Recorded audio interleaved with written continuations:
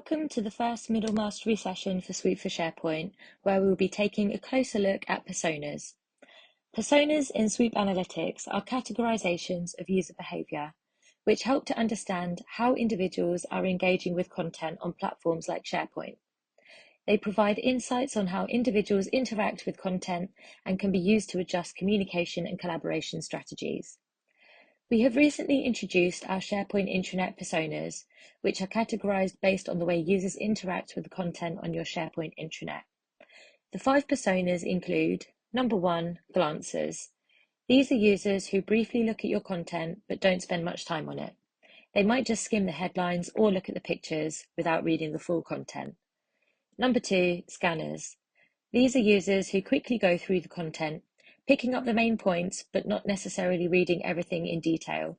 They might read the headlines and subheadings and skim through the rest of the content. Number 3, speed readers.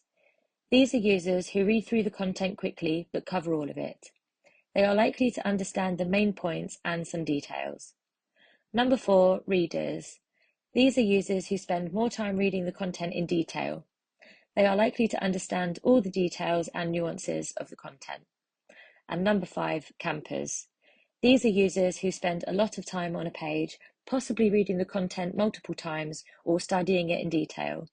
They are likely to have a deep understanding of the content. You can use the personas to see which content is attracting readers and campers. This can help you understand what type of content is most engaging.